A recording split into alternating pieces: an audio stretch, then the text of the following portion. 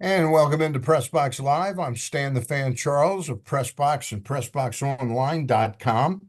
And thumbing through my I'm thumbing through my text today for a reason.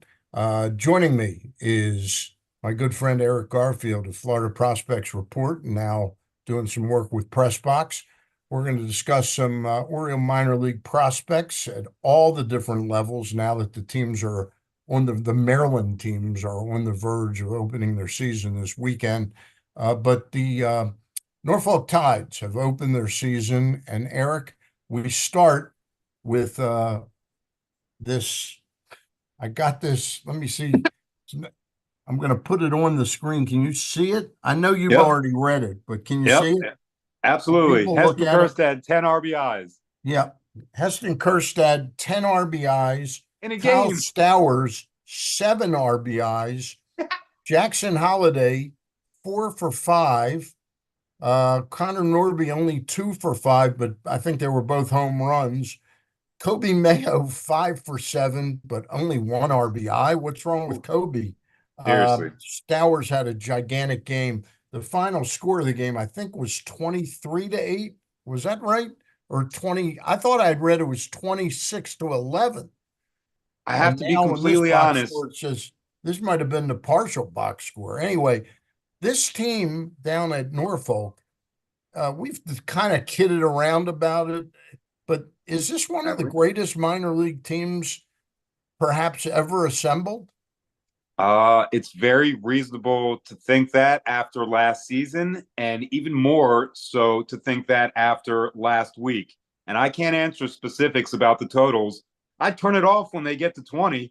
Right. I don't know exactly how it ended. I looked at the box score also, but 20 runs is kind of like, to a baseball watcher, a good sign that your team is going to win. They're absolutely explosive.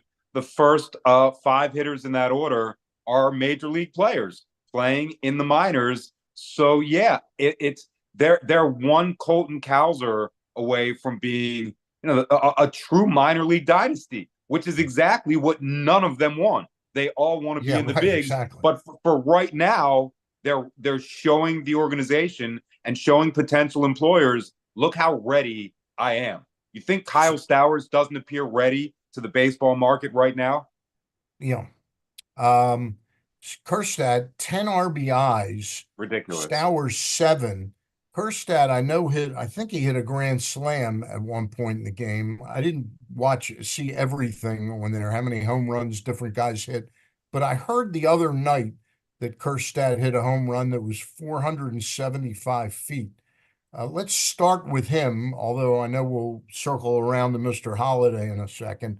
But he's got just absolutely amazing power when it's on display when he makes contact. Nobody's ever doubted it. It's the reason that the Orioles picked him in like a slightly surprised type of pick, but he's also, when healthy, demonstrated it consistently. So it's not like he's a streaky type of hitter and it only shows up every now and then. The more he plays, the more at bats he gets, the more pitches he sees, the more become hard hit extra base hits. That's his profile. So for fans that wanted him to be at the bigs and are mad that he isn't, he's playing every day now. Look what everyday use. Look what he Yeah. produces with everyday regular usage. He's an amazing power hitter. That's a very hard thing to measure the impact of playing every day on Yep. players. Like Colton Cowser got a big hit yesterday that ultimately led to an Oriole comeback victory. It wasn't the biggest part of it, but somebody's got to start the dance a little bit.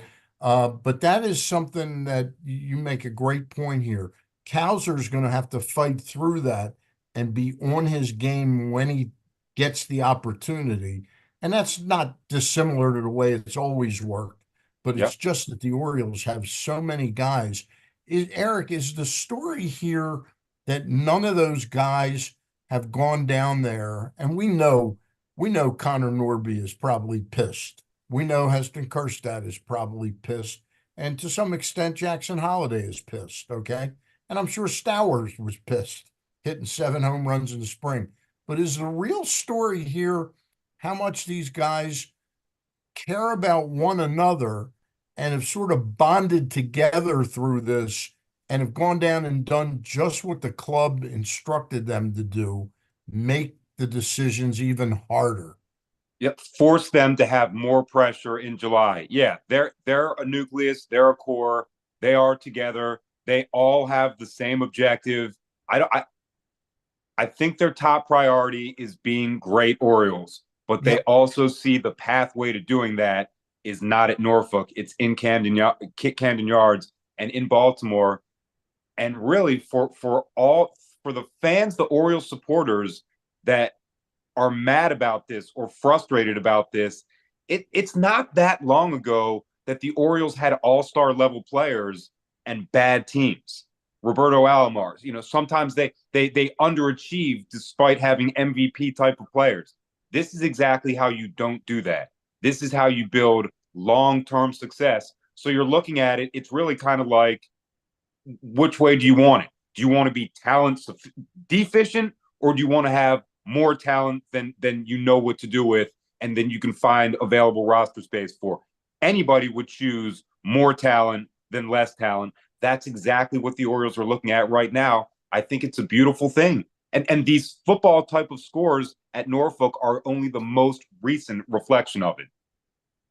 We're going to take a break in a minute. And then when we come back, we're going to do what we said we'd do today, which is look at Delmarva, Aberdeen, and Bowie, who Yep. some of the players that are going to populate those three locations early this season.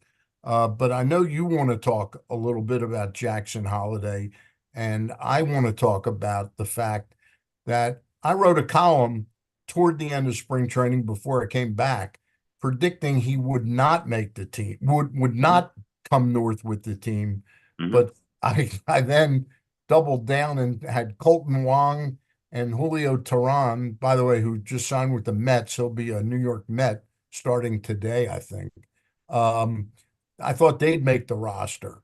But you had something you wanted to say about Holiday. Go ahead. Well, I just think that it's kind of goes back to what I said a moment ago.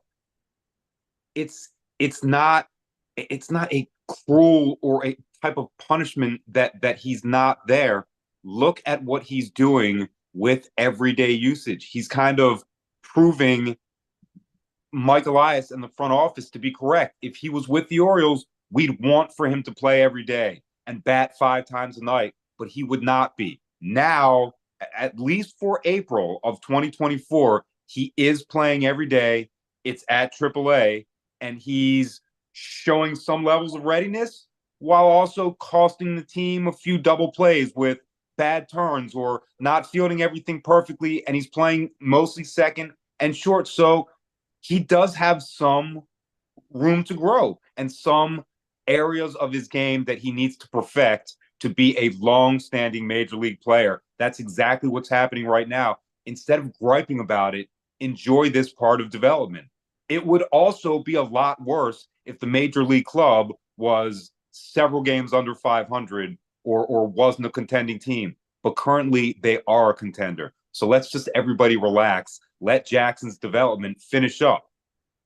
Hey, you and I don't have to apologize for periodically feeling the need to criticize Mike Elias when justified. And my Correct. only criticism of him isn't with the baseball decisions he's making. My problem with him is that the two most critical things fans have been about Mike Elias in the last year were when he or year and a half were when he traded Mancini that day and said, "Well, now we're ready for liftoff," which led the fans to believe, well, that means we're going to spend some money on free agents. And the only thing they spent that season was signing Kyle Gibson of any meaning. They signed Adam Frazier too, but that was hardly liftoff. That was a poor choice of words. And Correct. and I would say that I'm critical of Mike in this situation with Holiday by building fans' expectations up back at the winter meetings when he said, "Oh, he's going to come to camp and he's got a pretty good chance of making our team." That was not what needed to be said. All he had to say was he had the most phenomenal season last year at 19 and 20, where he went up 3 levels. Let's see how he plays this spring. Yeah, he's got a chance to make the team, but he's still 20 years old and he's only had 67 at bats at AAA. So the criticism isn't about his decision making, because I think he was right on the money sending him down. I like Holiday's chances, like you, Eric, much better to hit the ground running in the big leagues if he's coming here hitting 380, 360, 400 for 20 or 30 games at AAA. I think that increases his chance of having immediate success at the big leagues rather than having him frustrate a little bit, hitting 210 or something like that. I don't think it would have crushed him to be sent down then, but I think this was the right way to do it.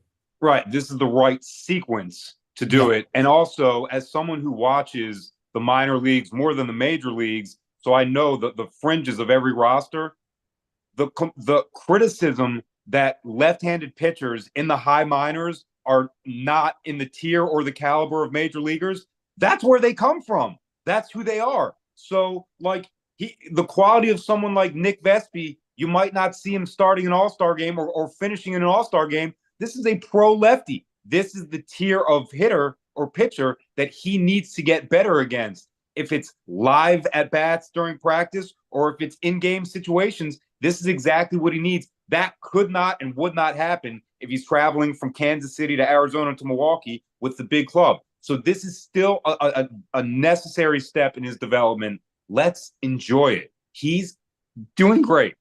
All right. Well said. I want to tell you a little bit because I stumbled at the beginning because I was looking on my phone to get that box score. But let me open this stop set by asking you a question. What company makes you have more energy, makes your home more energy efficient, purifies your air, kills all viruses, and qualifies you for $6,000 in rebates? That would be AJ Michaels Heating and Air Conditioning in Baltimore and Annapolis at ajmichaels.com. And I'm going to tell you a little bit about that new Atman's Deli. If you're craving that classic New York deli experience, look no further than the new Atman's Deli in Baltimore's Harbor Point. Corned beef piled high, hand-rolled bagels, and something different, a bar. That's right, a bar. Atman's has food and drink specials every day, now open for breakfast, lunch, and dinner. Dine in, grab takeout, or hang out at the bar for the next O's game. At Atman's Deli, an authentic taste of Baltimore tradition since 1915. Find us at Harbor Point or visit atmansdeli.com. I remind you that game time tomorrow is like, I think 4 or 4:15 against the Pirates. What a way to check out the new Atman's Deli at the bar, eating a corned beef sandwich and drinking some beer after a work week. All right. Eric Garfield is with me from the Florida Prospects Report, now does some stuff with us at PressBox. Eric, we said we'd take a look at some of these teams. The Delmarva Shorebirds.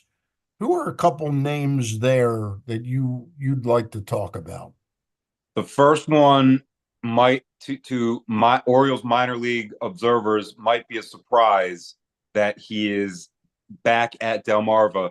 That's left-handed pitcher Luis De Leon. He's probably the most talented pitcher in the low minors for the entire organization, but he just doesn't have that much experience. It has nothing to do with his stats. How old is he? Like 18, 19? I'm going to look right now, but before I do, I'm going to guess that he is 20 and will turn 21 during the season. He's 20. He'll turn 21 during the season. I was right. So, a left-handed pitcher, more than 70% fastball because he's in the low minors and he's got great action on it, great movement. But he's got secondaries that should work in the mid minors. So a lot of people expected him to start at Aberdeen.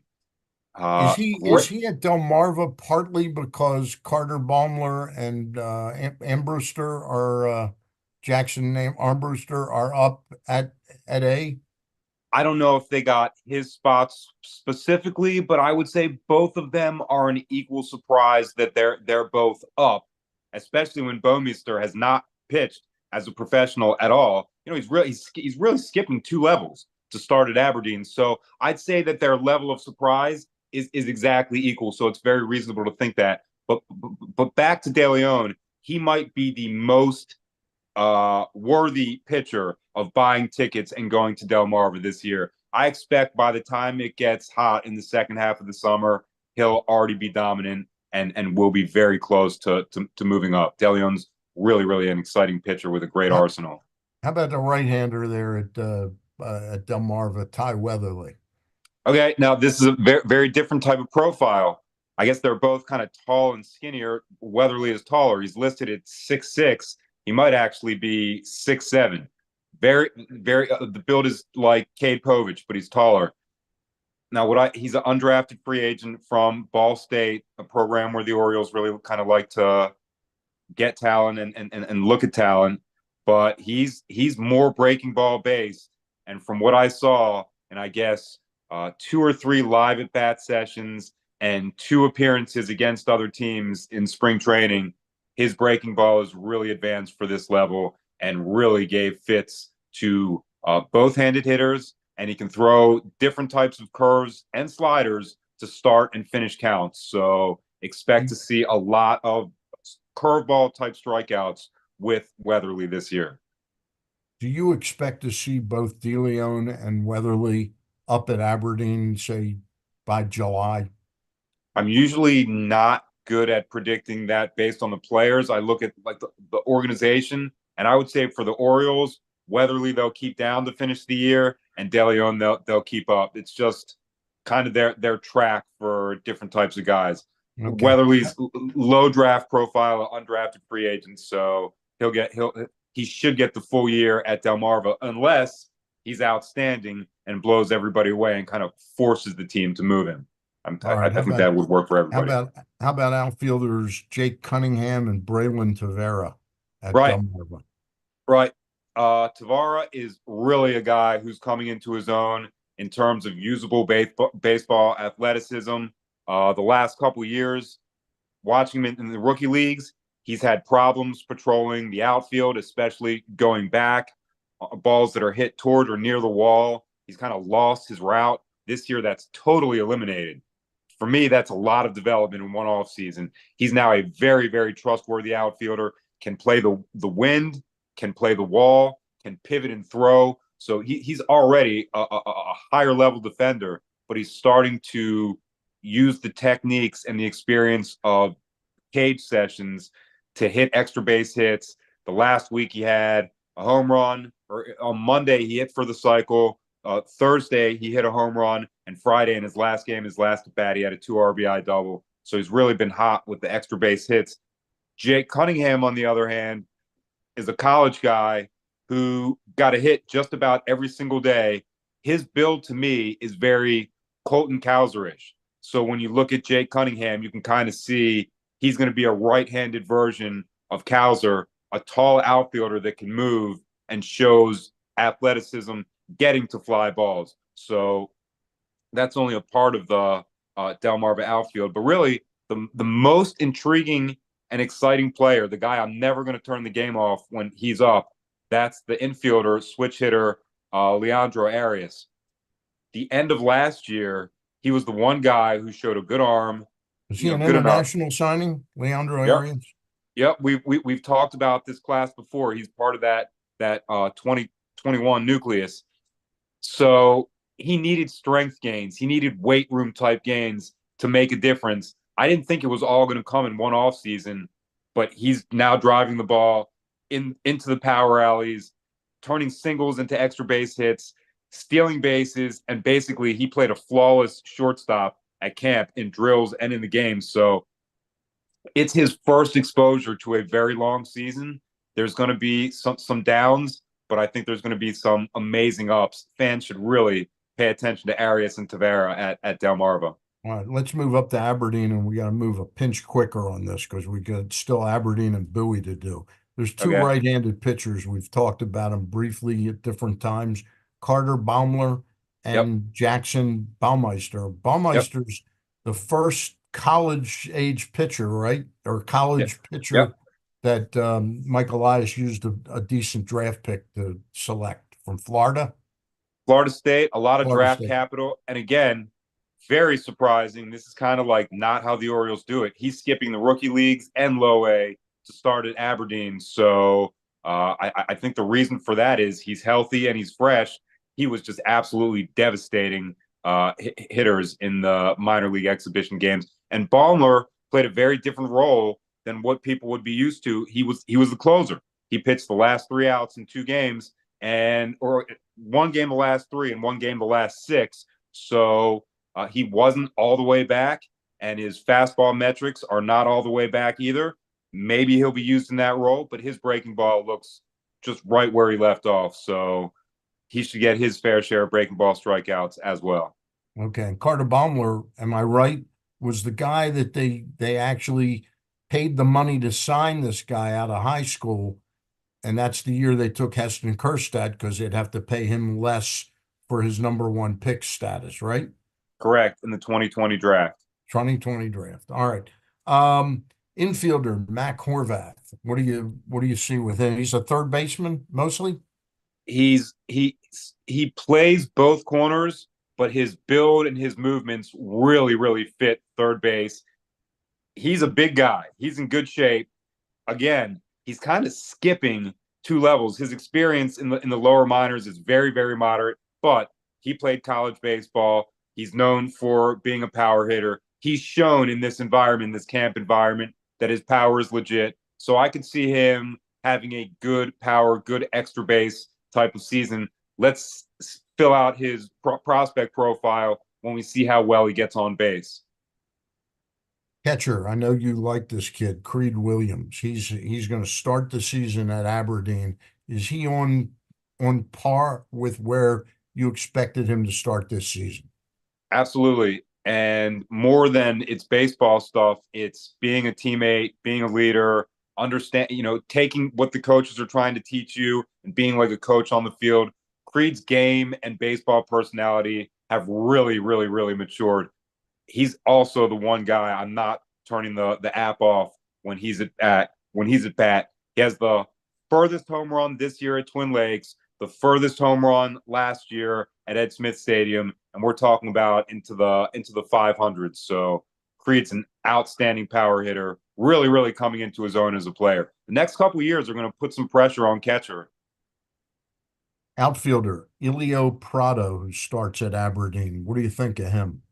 Prado is coming into his own in terms of athleticism as an outfielder and as a mover. He was acquired in the Andrew Cashner deal with Noberth Romero years and years ago. And He was one of those international players. They were like 18 and 17, I think, at the time. 17, and people were kind of waiting for what's happening right now to fully form.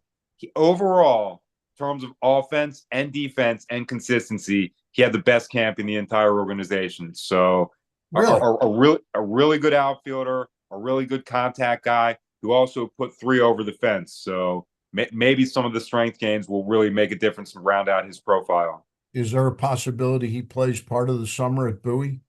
Yes. The organization likes him. He's always been mature. It's just a matter of when is his game going to round into like pro form, and it really is. It's I mean, getting there. he's an exciting guy. Also, a great outfield arm. I dare somebody to run on Prado from Is like he right a field. right? Do you think he projects as a right fielder or center fielder? He's played outstanding in center, but I value his arm more than Arm his and right. routes. So I put him in right. Okay. I bet that's where he plays more often. We'll check And back how at the old end of the is year. Elio Prado now? 20, I'm gonna bet 21? he's 21 and will turn 22 this year. Okay. All right. He's coming up. Prado. You heard it there from Eric Garfield. We're going to take a look at Bowie, but let me just tell people a little bit about the Costas Inn, if that's okay with you, Eric. It's absolutely fine. He's All 22 by right. the Prado's 22. All right. Costas Inn, located at 4100 North Point Boulevard. They've only been at the same location for 50 plus years. They they've been a loyal supporter of everything I've done in the world of sports since the mid 90s, 95 to be exact, when I was over on WCBM on the radio. So that's close to 30 years they've been I remember spending that. money with me, and I've been telling people to go out there to eat. And it's been a pretty good combination for both of us. Fantastic steamed crabs. You got to call ahead, though, a few days ahead. Make sure what the availability is going to be, what the price point is, and how big of crabs you want. Their phone number is 410-477-1975. And the other thing I like to plug are the specials that they have Monday through Friday dinner specials that are really, really soft on your wallet and real good for your taste buds. Costas Inn, check out the website, costasin.com. I like them. I know Ross Grimsley likes them. Luke likes them. So you can't beat it. Costas Inn. All right, 3 for 3. back to the Bowie Baysox and some of the players that are going to be up there. I know you like this catcher guy, Sammy Basayo.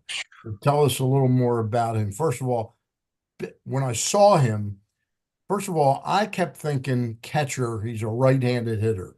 I just never asked, and you never really said left-handed. So he's a left-handed hitter, Right. and he is built Correct. like a professional wrestler or something. He's really big, Yep. but Yep. but he's not too big to catch, is he? Today, he's not. He might get that way, but he's Okay. also not too big and unathletic to get that bat through the zone and barrel up baseballs consistently. I've said it so many times. He's a power hitter with even better hand-eye coordination than power. So now it's his time to, he got up for a taste last year, but now you're in the high minors, you're the full-time guy. You're the kind of the star player of the team. You're the guy that every pitching staff is going to be focused on. Whether you play first or catcher, your 4 at bats are the most important moments of every game. I cannot wait to see how positively he responds to that kind of treatment. I think that's going to be the best storyline of the Orioles minor league season is Basayo being a leader at Bowie. Do you If think you there's can't a tell, hell I'm of very excited about it. Do you think there's a hell of a chance that he continues this run of number 1 prospects at the end of the year? The Orioles have had 3 in a row with Rutschman, Gunnar, and Holiday. Where do you think he is on that list? He's already top 10, right? He's already top 10. And I think by this time next year, the lowest he'll be overall is 4th in the entire sport. So he's going to be competing for the top, the very top tier. And you know what? It's not crazy. They have a track for him. I don't think it's obscene to think that track involves being at AAA this season. Yeah. So, that he's on an upward track, but it's not because he hasn't earned it or is worthy of it. He most certainly is. And having the 4th number 1 prospect in a row says a lot about the progress and the standing of your system. Especially when the other guy is Kobe Mayo, who will definitely be top 10 by the end of this year. Correct. And probably on the Orioles. Yeah, yeah. Is Basayo the best international prospect the club has ever signed? Yes, that's Yeah. that's a very easy yes or no question. Even Okay. without knowing the history, they've never had a guy like him, especially in terms of upside. Not even Right. close. There's another catcher though that you like, Silas Ardoin. A great draft pick. It was kind of a little bit of a pleasant surprise when I walked into major league camp and out of the minor league catchers that were there, he was there. And it wasn't just to sit around and watch. He was doing drills. He was warming up pitchers. He was taking batting practice in the morning so he could do all of it. He looked like a fit. He looked like he belonged.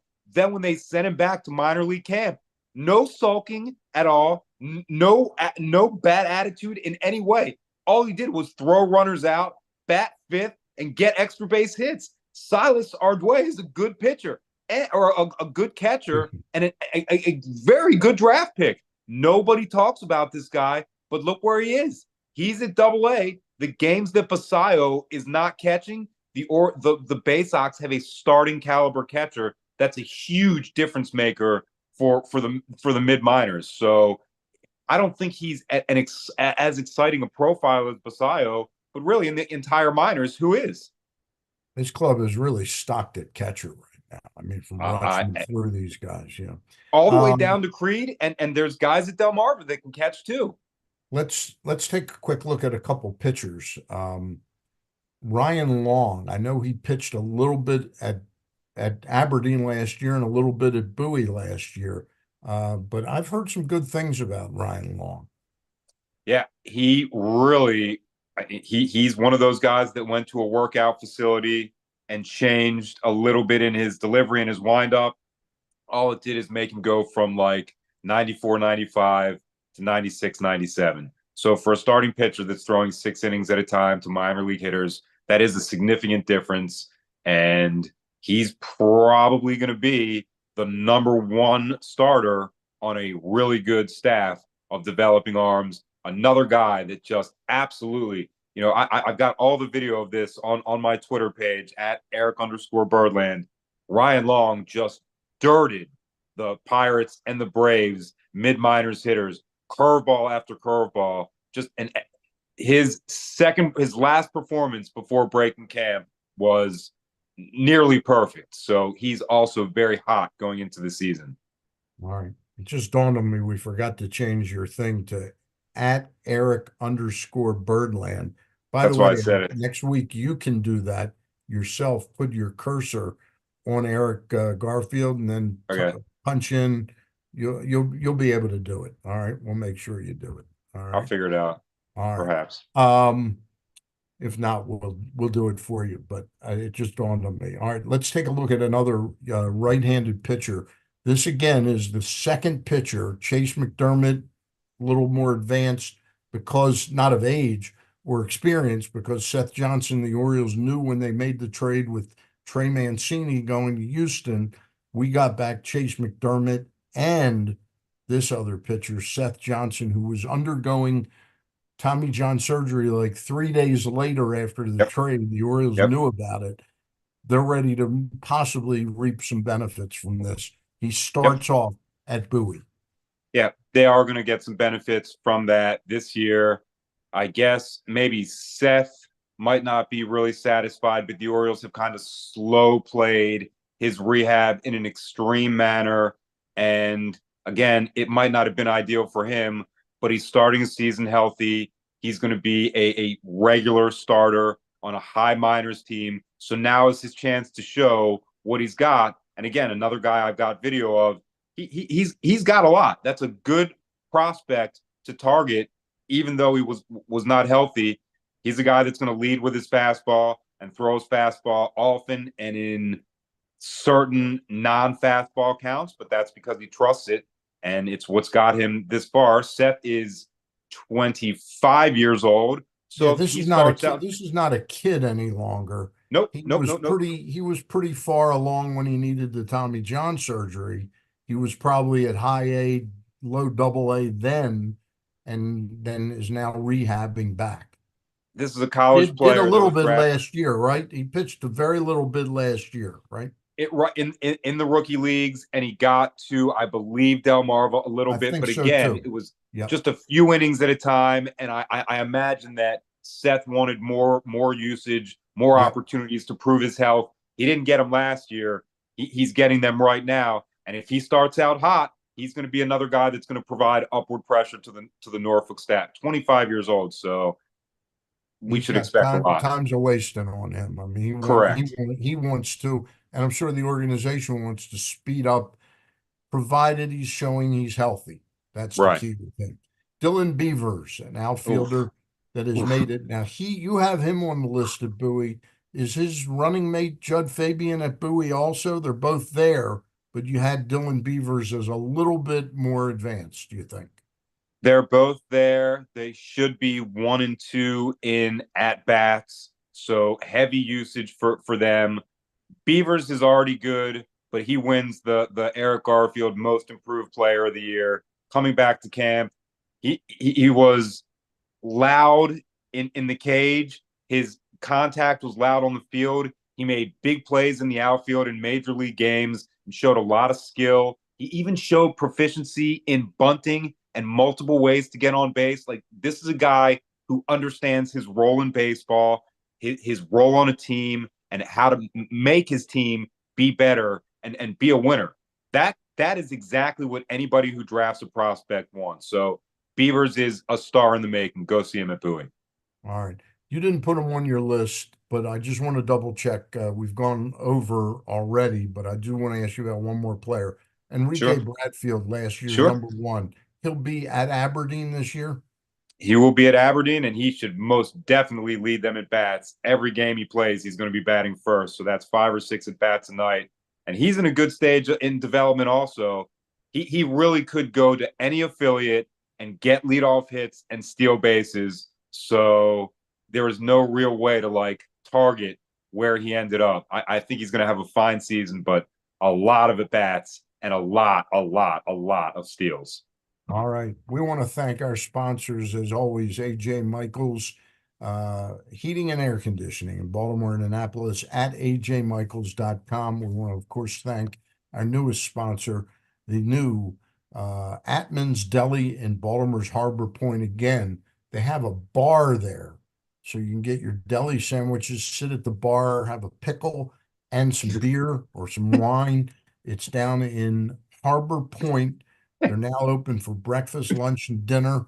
And you can sit there at that bar and watch the Oriole game during happy hour tomorrow at 4, I think 4:15 against the Pirates. And we also thank our friends at the Costas Inn. Only been with me for 35 years. All right. For Eric Garfield, I'm Stan the Fan. Go watch some minor leaguers this year. Oh yeah. You won't, first of all, you got great players all the way through from Delmarva through Bowie in the state of Maryland that you can drive, take your kids or take your dad or your uncle if you're the one driving, but you got great players to see A in lot of minor superstars. leagues. A lot of superstars. That does it for today. I'll be back with Ross and Luke on Monday. We'll talk soon. All right. Take care, everybody.